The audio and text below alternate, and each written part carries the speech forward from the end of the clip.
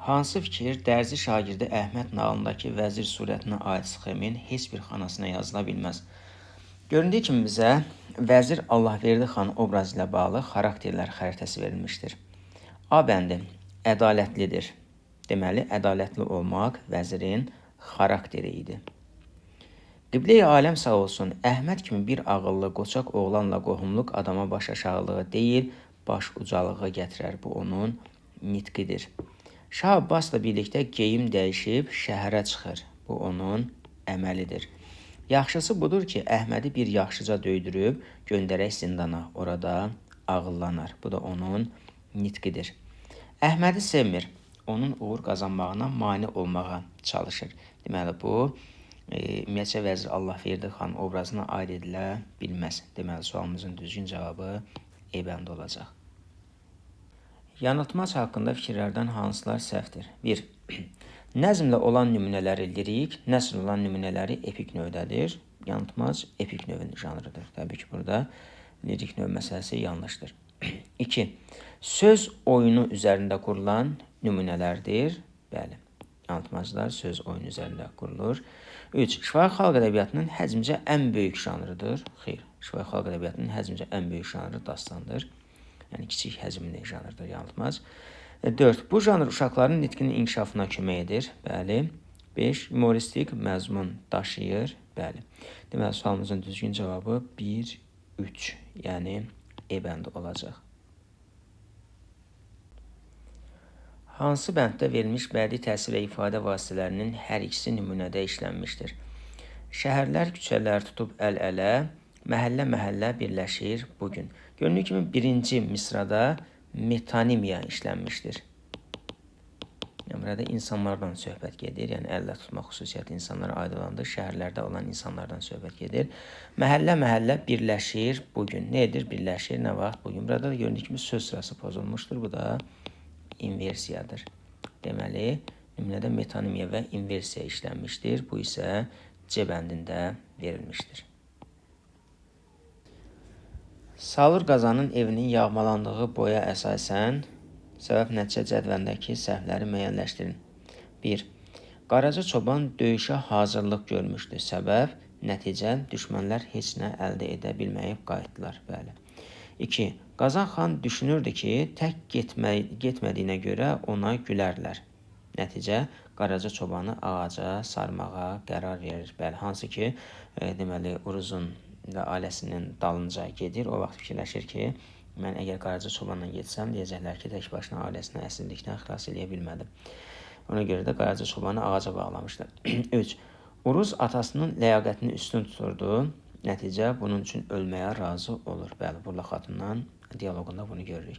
4. Qaraca çoban düşmənin hücum etməsi haqqında xəbər göndərir. Nəticə, Qazan xan ov yerini tərk edib qayıdır. Yanlış fikirdir, çünki Qazan xanın ov yerini tərk edib qayıtması onun qara qayıqlı yuxu görməsi ilə bağlı idi. 5. Qazan xan yurdu qorumağı heç kimə tapşırmamışdı. Nəticə, düşmən hücum edib yurdu talan edir. Xeyr, burada da səbəb səhv verilibdir, çünki Qazan xan yurdunu deməli oğluna tapşırmışdı. Göründüyü kimi sualımızın düzgün cavabı 4, 5, yəni A bəndi olacaq. Şifahi xalq ədəbiyyatına aid nümunə hansı janrda hesab olunmalıdır? Yəni, biz verilmiş nümunənin janrını müəyyən etməliyik. Dağlardan endi qoyun, dolaşdı bəndi qoyun. Süd qaymağı bol elə, sevindir kəndi qoyun. Bildiyimiz kimi, deməli, sayıcı sözləri qoyunçuluqla bağlı olan nəğmələrdir. Ona görə də sualımızın düzgün cavabı B bəndi olacaq. Çahargə əfsanəsində hökmdarın əmri ilə adamların meydana toplanıb alimin çağırılmasının məqsədi nə idi? Bildiyimiz kimi, onlar alimi xalqın gözündən salmaq istəyirdilər. Bunun üçün də deməli, vəzir suallar hazırlamışdı. O elə bilirdi ki, hazırladığı suallara alim cavab verməyəcək və alim xalqın gözündə yalançı olacaq. Hətta bildiyimiz kimi, hökmdar onu əllaməliklə, yəni özünü alim bilici bilməklə suçlamışdı. Ancaq alim isə öz hazır cavablığı ilə və elmi ilə onların özünü, belə deyək, verdiyi suallarla məğlub vəziyyətə salmışdı. Deməli, bunların niyyəti nədən ibarət idi? alimi xalqın gözündən salmaq. Ona görə də sualımızın düzgün cavabı D bəndi olacaq. Fikirlərdən biri doğrudur. A bəndi. Bütün əsərlərdə süjetin mərhələlərinə rast gəlinir. Yanlışdır. Biz lirik növdə yazan əsərlərdə süjetin mərhələlərinə rast gələ bilmərik. B bəndi. Süjet yalnız nəsrlə yazılan əsərlərdə olur. Xeyr, nəzmlə yazılan əsərlərdə də süjet xətti ola bilər. C bəndi. Proloq, epiloq süjetə aiddir. Xeyr, süjetə yox, kompozisiyaya aiddir. D bəndi. Kulminasiya süjetin mərhələlərindən biridir. Bəli, bildiyimiz kimi hadisələrin ən gərgin nöqtəsi kulminasiya olur və kulminasiya zirvə təpə nöqtəsi deməkdir. E bəndi. Süjetin sonuncu mərhələsi ekspozisiya yox, təbii ki, final vaciydi. Deməli, sualımızın düzgün cavabı D bəndi olacaq. Verilənlərdən biri qədim dövr Azərbaycan ədəbiyyatına aid olan ümumtürk ədəbiyyatının məhsulu hesab olunan dastanlardan deyil. Deməli, Alper Tonqa, Yaradılış, Oğuz Xaqan, Köç, deməli, ümumtürk ədəbiyyatının məhsulu hesab olunan dastanlardandır. Avesta isə dastan deyil, ümumiyyətcə dini kitab idi. Təbii ki, bu ümumtürk ədəbiyyatının məhsulu hesab olunan dastanlardan ola bilməz. Ona görə də sualımızın düzgün cavabı A bəndi olacaq. Peyzaj lirikası nədir? A bəndi. İnsandakı müsbət xüsusiyyətlərin tərənnümünə həsr olunan lirika. Xeyr. B bəndi. Dövrün problemlərinə toxunan lirika, bu siyasi lirikalar.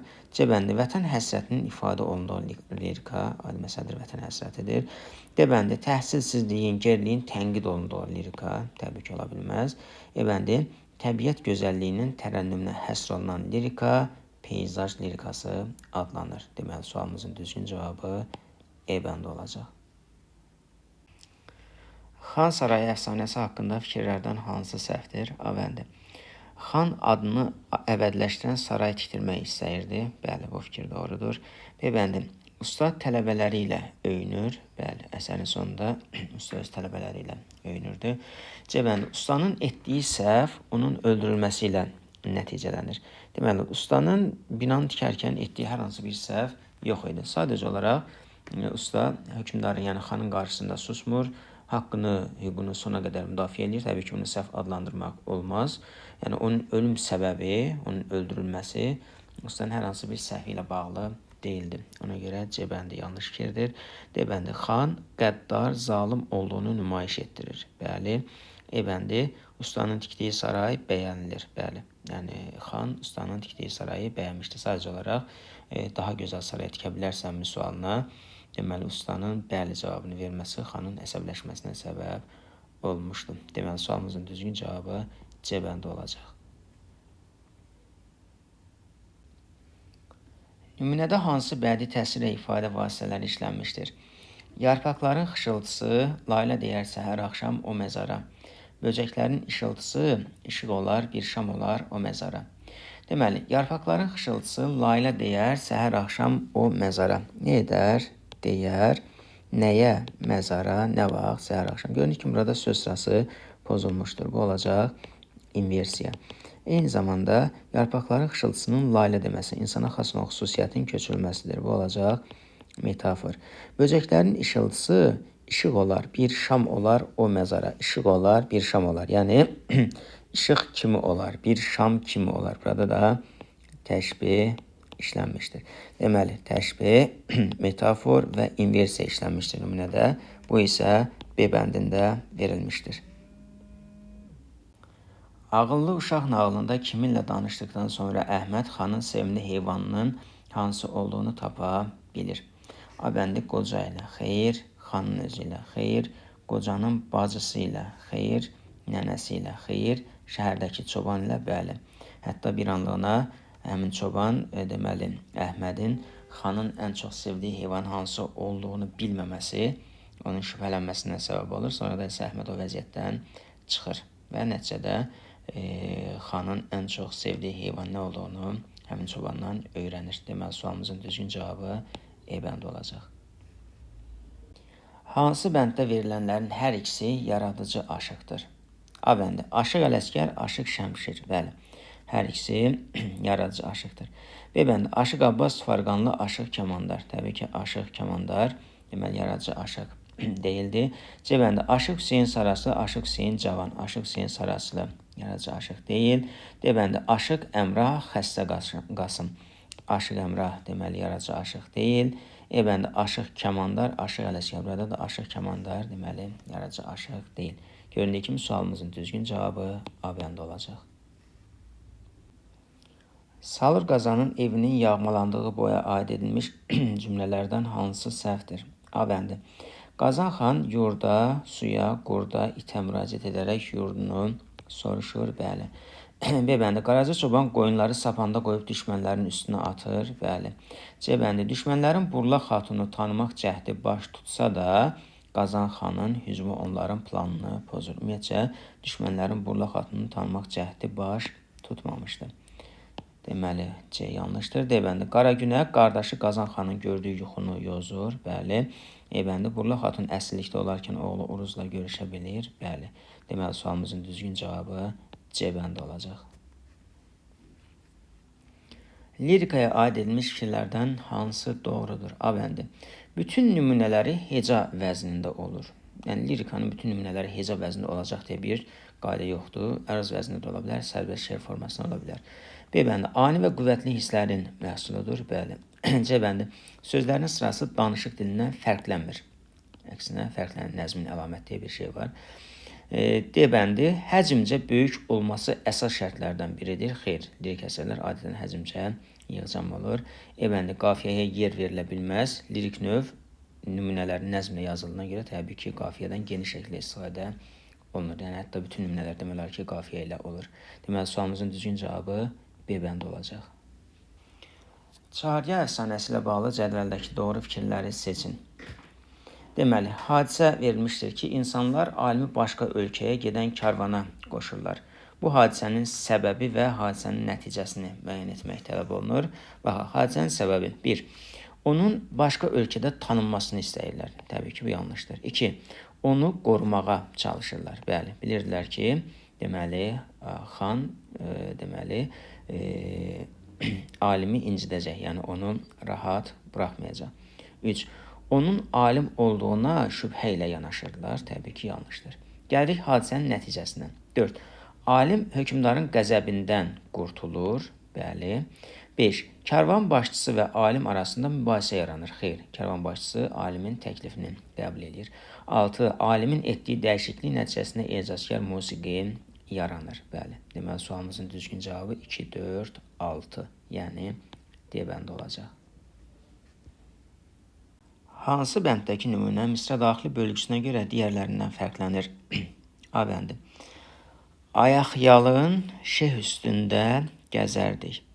Ağ çiçəkdən dəstə-dəstə üzərdik. Göründüyü kimi nümunənin daxili bölgüsü 4-4-3 şəklindədir. B bəndi. Zümrüd çəmənlərdə şehli otlara, əlvan çiçəklərə, güllərə baxdım. Daxili bölgü 6-5 şəklindədir. C bəndi. Qaya da dincələr, daş da üzülər. İstəyən olmasa, yanan olmasa. Deməli, daxili bölgü 6-5 şəklindədir. Aralıq dənizi coşdu, qabardı. Köpürdü dalğalar, qalxdı dalğalar. Deməli, daxili bölgü 6-5-dir. Əyri döngələrdə, dar küçələrdə səs-səmir kəsilir, adam azalır. Burada da daxili bölgü göründüyü kimi 6-5-dir. Deməli, daxili bölgüsü fərqli olan A bəndi olmuş oldu. Verilmiş xüsusiyyətlər hansı janra aiddir? Monoloq və dialoqlardan istifadə olunur. Nəzmlə yazılması mümkündür. Baş qəhrəman ölür, amma ideyaları qalib gəlir. Sırf bu üçdə verilən xüsusiyyətə əsasən, deməli, biz bu xüsusiyyətlərin faciə janrına aid olduğunu müəyyən eləyə bilərik. Deməli, faciənin, belə deyək, mətni monoloq və dialoqlardan, həmçinin remarkadan ibarət olur. Nəzmlə yazılması mümkündür. Eyni zamanda təbii ki, nəsrlərə yaza bilər və baş qəhrəman ölür. Deməli, sualımızın düzgün cavabı B bəndi olacaq. Şifahi xalq ədəbiyyatından seçilmiş janrlarla bağlı fikirlərdən hansı doğrudur? Deməli, bizə əfsanə, tapmaca, tamaşa, nağıl, yanıltmac və oyun janrları verilmişdir. A bəndi. Deyək ki, hər üç ədəbi növü əhatə edən janrlar verilmişdir. Biz bura baxdığımız zaman lirik növün hər hansı bir janrını görmürük. 2. Lirik və epik növləri əhatə edən janrlardır. Dediyimiz kimi, lirik növün janrı burada verilməmişdir. C. Epik və dramatik növləri əhatə edən janrlardır. Bəli, əfsanə epik növün janrıdır, tapmaca epik növdür, tamaşa dramatik növdür, nağıl epik növ, yanıltmaz epik növ, oyun isə dramatik növdür. Deməli, lirik və dramatik növ təbii ki, lirik ola bilməz, ona görə D-də səhvdir. Yalnız epik növə aid janrlar verilmişdir, yanlışdır, çünki dramatik növdə vardır. Deməli, sualımızın düzgün cavabı C bəndi olacaq. Hansı nümunədə yalnız bədii ifadə vasitəsi işlənmişdir? A bəndi. Yarpaq pıçıldadı, budaq danışdı. Deməli, burada metafor işlənmişdir. Ona görə A bəndi düzgün cavab ola bilməz. B bəndi. Sizə göz dikibdir Azərbaycanım. Burada metonimiya işlənmişdir. Deməli, bu da düzgün cavab ola bilməz. C bəndi. Boz qutular kimi yan-yana evlər. Burada təşbih işlənmişdir. Bu da düzgün cavab olmadı. D bəndi. Sənlə sevincim var, sənsiz qəmim var. Sevinc, qəm. Deməli, burada eyni zamanda sən sözlərinin təkrarlanması da var. Deməli, bədii təzad. Göründüyü kimi, hər hansı bir bədii təsir vasitəsi burada yoxdur. E bəndi. Bugün hər tərəfdə sevinc danışır. Sevincin danışması da təbii ki, metafordur. Deməli, sualımızın düzgün cavabı D bəndi olacaq. Tapmacalara aid edilmiş fikirlərdən hansılar səhvdir? 1. Epik növə aid janrlardandır. Bəli. 2. Bütün nümunələri nəsrlə yazılır. Yanlışdır. Tapmacalar həm nəzm, həm də nəsrlə ola bilər. 3. Müəyyən əşya haqqında üstü örtülü məlumat verilir. Bəli. 4. Məcazi təsvir əsas götürülür. Bəli. 5. Məzmununa görə lətifə ilə oxşardır. Təbii ki, tapmacanın lətifə ilə heç bir oxşarlığı yoxdur. Məzmununa görə təbii ki. Deməli, sualımızın düzgün cavabı 2-5, yəni A bəndi olacaq. Verilənlərdən hansı Eyler-Venn diaqramının heç bir xanasına artırıla bilməz? Göründüyü kimi, bizə Eyler-Venn diaqramında müxəmməs və faciə janrlarının müqayisəsi verilmişdir. A bəndi dramatik növün janrıdır, faciə. Bəndlər şəklində yazılır, müxəmməs. Baş qəhrəmanın ölümü ilə bitir, faciə. İlk bəndə bütün misralar qafiyələnir, müxəmməsdə. Təhkiyə əsasında yazılır, heç biri. Müxəmməs lirik növün janrı tərənnüm əsasında yazılır. Faciə dramatik növün janrıdır. O da əyanı göstərmə əsasında yazılır. Deməli, sualımızın düzgün cavabı E bəndi olacaq. Salur Qazanın evinin yağmalandığı boydan seçilmiş hadisələrin ardıcıllığını müəyyənləşdirin. Deməli, ən birinci olacaqdır. Qazan xan adamları ilə ova çıxır. 2. Şöklü Məliyin adamları Qazan xanın yurduna hücuma keçirlər. Sonra olacaq 4. Qaraca çoban düşmənlərlə vuruşur. Ən sonda isə Oğuz yiğitləri Şöklü Məliyin üstünə gedən Qazan xanın köməyinə gəlirlər. Deməli, 1, 2, 4, 3 ardıcılıq olacaq. Ağıllı uşaq nağılında iştirak edən surətlərlə bağlı fikirlərdən hansılar doğrudur? 1. Xan, kənddəki qocalardan birini qəsdən saxlayır ki, insanlara kömək edə bilsin. Xan mənfi obrazı idi. O təbii ki, kənddəki insanları düşünə bilməzdi. 2. Əhməd, kənd cəmaatından dəvə və keçi alaraq xanı görməyə gedir. Bəli, bu fikir doğrudur. 3. Əhmədin nənəsi. Cavabları kənddəki qocadan öyrənə biləcəyini deyir. Əhmədlə onun yanına yollanır. Deməli, Əhmədlə onun yanına yollanması yanlışdır. 4. Müdrik qoca. Sualların hamısının cavabını bilmir. Bəli. Yəni, bir sıra sualların cavabını verir, bəzilərində isə istiqamət verir. Deməli, sualımızın düzgün cavabı 2, 4 olacaq. Şifahi xalq ədəbiyyatına aid nümunələr haqqında fikirlərdən hansılar səhvdir? 1. Tomris. Şəxsiyyətlərlə bağlı rəvayətlərdən biridir. Bəli. 2. Xəndəyə düşmək xalq tamaşalarından biridir. Xalq tamaşalarından yox, xalq oyunlarından biridir. 3. Qaragilə mahnıdır, özünə məxsus melodiyası var. Bəli. 4. Gün çıx, günəşi çağırmaq üçün oxunan nəğmədir. Bəli. 5. Astiaq, yer adı ilə bağlı əfsanədir. Bildiyimiz kimi, astiaq əfsanə yox, rəvayətdir. Deməli, sualımızın düzgün cavabı 2, 5 olacaq. Nümunədə hansı bədii təsir və ifadə vasitələri işlənmişdir? Enib dərələrin, düzlərin üstə, gecə öz dili ilə layla deyirdi. Baş qoyub dağların dizləri üstə, yollar şirin-şirin mürgüləyirdi. Deməli, enib dərələrin, düzlərin üstə, dərələrin, düzlərin üstə enib. Görünür ki, burada söz sırası pozulmuşdur. Bu olacaq inversiya. Gecə öz dili ilə layla deyirdi. Gecənin layla deməsi metafor. Baş qoyub dağların dizləri üstə, yenə də burada inversiya vardır. Yollar şirin-şirin mürgüləyirdi. Yolların mürgüləməsi də yenə metafordur. Deməli, nümunədə inversiya və metafor işlənmişdir. Ona görə də sualımızın düzgün cavabı 1-3 olacaq. Şifahi xalq ədəbiyyatının janrları ilə bağlı uyğunluğu müəyyənləşdirin. 1. Dastan, 2. Bayatı, 3. Lətifə. A. Nümunələri AA, BA şəklində olur. Bildiyimiz kimi bayatının qafiyə quruluşu AA, BA şəklində olur. Deməli, A 2-yə uyğun gələcək. B bəndi. Satiradan, yumordan istifadə əsasında yaranır. Söhbət təbii ki, lətifədən gedir. C bəndi. Nəsrlə nəzmin növbələşməsi müşahidə olunur. Söhbət dastandan gedir. D bəndi. Lirik növə aiddir. Təbii ki, bayatı.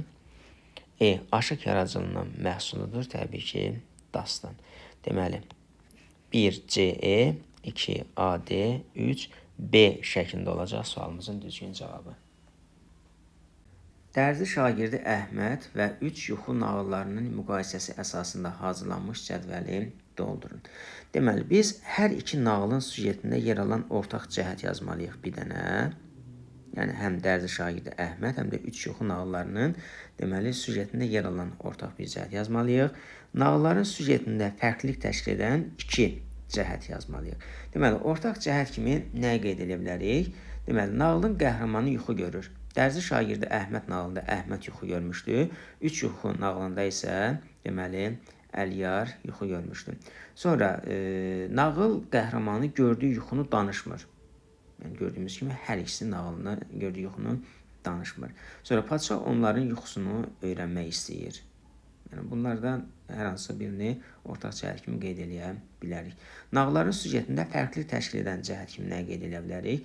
Deməli, Əhməd dərzi şagirdidir. Əliyar isə deməli hökmdarın oğludur. Sonra Əhməd bir yuxu görür. Əliyar isə 3 yuxu görür. Sonra Əhmədin yuxusu sonra bilinir. Əliyarın yuxusunu isə gördüyü an qeyd olunur. Yəni, deməli, Əhmədin gördüyü yuxu deməli, sonradan bilinir. Amma Əliyarın yuxusu isə gördüyü an qeyd olunur. Sonra Əhmədin yuxusunu demədiyinə görə zindana saldırırlar. Yəni, Əliyarda isə deməli, gördük ki, zindana salınma yoxdur. O, saraydan gedir. Bu və buna bənzər 2 xüsusiyyət yazmaqla deməli, cədvəlin sağ üstünü də doldura bilərik. 3 yuxu nağılının və hər hansı bir bayatını aid olduğu ədəbi növ baxımından müqayisə edin. Deməli, biz cədvəlin sol üstünə bu hissəyə 3 yuxu nağılına aid, 3 yuxu nağılının aid olduğu ədəbi növə aid xüsusiyyət yazmalıyıq. Yəni, bir xüsusiyyət yazmamız kifayətdir. Buraya isə bayatı janrının aid olduğu ədəbi növə aid hər hansı bir xüsusiyyət yazmalıyıq. Deməli, 3 yuxu bildiyimiz kimi janrına görə nağıldır. Bunu biz nədən müəyyən edə bilərik? Biri var idi, biri yox idi. Nağıl isə bilirik ki, epik növün janrıdır. Deməli, biz epik növlə bağlı hansı xüsusiyyətləri deyə bilərik? Deməli, təhkiyə əsasında yaranır, sözlər adi qaydada sıralanır, hadisələr müəyyən bir xətt üzrə inkişaf etdirilir, müəllif hadisələrə geniş şəkildə müdaxilə edə bilir, həm nəzmlə, həm də nəsrlə yazıla bilən nümunələri var, iri həzmli ola bilməsi mümkündür və s. Yəni, bu xüsusiyyətlərdən hər hansı birini yazmaqla, deməli, 3 yuxu nağılına aid ədəbi növ xüsusiyyətini yaza bilərik. Bayatı janrının aid olduğu ədəbi növ isə bildiyimiz kimi lirik növdür. Lirik növlə bağlı biz hansı xüsusiyyətlər deyə bilərik? Deməli, tərənnüm əsasdır. Hadisələr deyil, onların səbəb olduğu hiss və həyəcanlar verilir. Sonra yalnız nəzmlə yazıla bilər. Süjet xətti olmur, həcmcə yığcam olur, qəzəl, qəsidə, qitə, rübai və s. janrları var. Sonra lirik əsərlərdə hadisə əvəzinə subyekt önə çıxarılır. Sonra obyektə subyektiv münasibət ön plana çəkilir. Ani və qüvvətli həyəcanların məhsulu olur və s. Yəni bu xüsusiyyətlərdən hər hansı birini deməli bayatı janrının aid olduğu ədəbi növə aid xüsusiyyət kimi yaza bilərik. Mətndəki ilk cümlələrdən birində yer alan fikir mətnin sonrakı hissəsində əksini tapmır. Səhv olduğu məlum olur. Həmin cümləni müəyyənləşdirərək yazın. Deməli, mətnin birinci abzasını oxuyaq. Deyir ki, biri var idi, biri yox idi, bir padşah var idi. Padşah həm çox ədalətli, həm də elmli adam idi.